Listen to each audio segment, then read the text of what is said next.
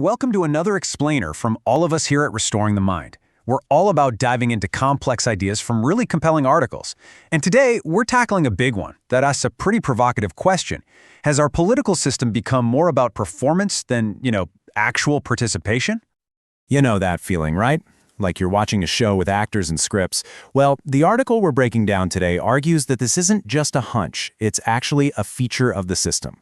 We're living in a time where narratives are just so carefully crafted, crises are used for political points, and our own fears often get amplified to push a certain agenda. So let's kick things off by looking at how the very idea of democracy is being reframed. So the first big idea the article throws at us is, well, it's a tough one to swallow. The argument is that the whole concept of democracy has been sort of systematically hollowed out. It's been transformed from a system that's supposed to represent the people's will into a tool for some really powerful global interests. And wow, this really lays out the difference, doesn't it? On one hand, you've got the ideal we all learn about in school, a government by the people for the people. But the article claims the reality is something else entirely.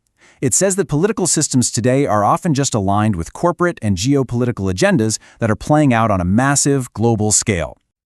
This is the million-dollar question, isn't it?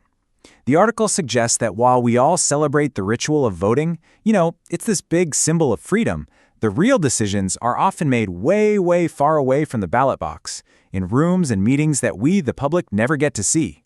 The election, it's just the opening act, not the main event. Okay, so if the big calls are being made behind the scenes, what does that mean for the choices we do get to make? Well, this leads us to our next point, which explores this idea that the choices we're presented with are often just a really carefully constructed illusion. To really drive this point home, the article pulls out this pretty brutal quote from Nietzsche. From this really cynical point of view, the public isn't a partner in governing at all. Instead, people are just seen as resources to be managed. You're either a tool to help push an agenda forward, or you're an enemy that needs to be neutralized if you get in the way. And you see this in action with language we've all heard a million times before. The article points to this famous line to argue that public dissent gets totally reframed. Suddenly, it's not a healthy, legitimate part of a democratic debate anymore. It's painted as an act of disloyalty. So, if politicians aren't just responding to what the public wants, where do policies actually come from? The article lays out this really controversial three-step pipeline that it claims is how policy gets manufactured, often before we, the public, are even aware that there is an issue to begin with.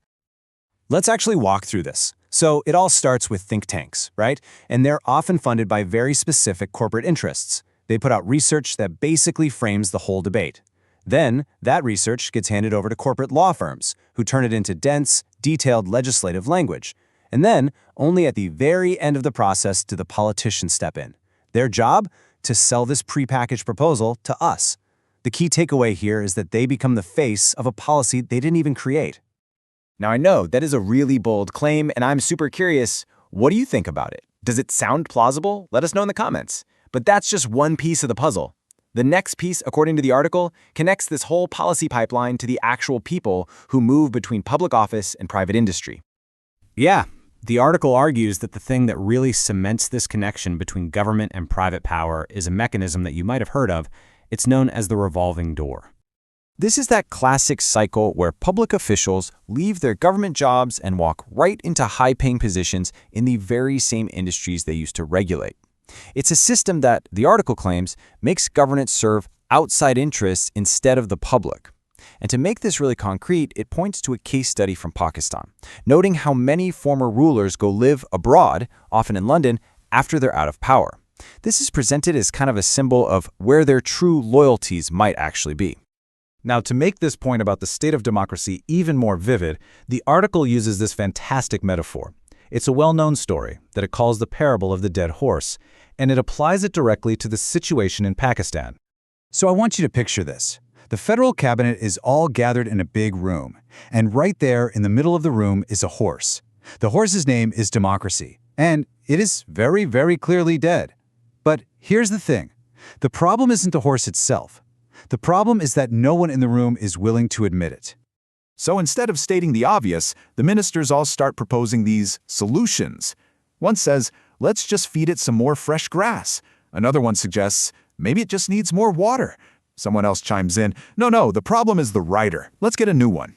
And of course, the committee gets proposed to create a brand new training program with a very, very generous budget, naturally. They do everything except acknowledge the dead horse in the room.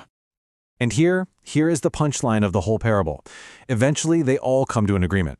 The horse isn't the problem. The real problem is how you define the word dead. This just perfectly captures the article's argument about performative politics, right? It's so much easier to argue about semantics than it is to actually confront a failed system.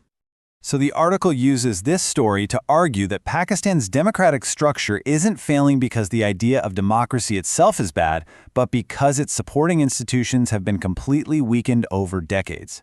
This happened through military interference and something the article calls political engineering, which is basically just manipulating the system to get certain outcomes. And what you're left with is a system that just performs democracy, but isn't actually functional. So after laying all of this out, from the manufacturing of policy to the parable of the dead horse, the article brings us to its big conclusion. And it basically leaves us to wonder whether democracy, at least in this context, has become more of a myth than a reality. And in keeping with its really challenging tone, the article doesn't just end with a simple statement. No, it turns the final thought over to you, the reader, asking a very specific and provocative question for all of us to think about. The article literally includes a poll asking this exact question, and it suggests that whatever your answer is, it might reveal a deeper truth, not just about a date on a calendar, but maybe a belief that genuine democracy in the nation has been a myth for a very, very long time. So what do you think? What moment comes to your mind? Go ahead and share your answer to that question down in the comments. We'd also love to hear your take on that policy pipeline idea. Does that sound like a plausible system or more like a conspiracy theory? If you found this explainer thought-provoking, please do us a huge favor and hit that like button, and be sure to subscribe to Restoring the Mind. We here at Restoring the Mind are dedicated to exploring the ideas that shape our world. Thanks so much for watching.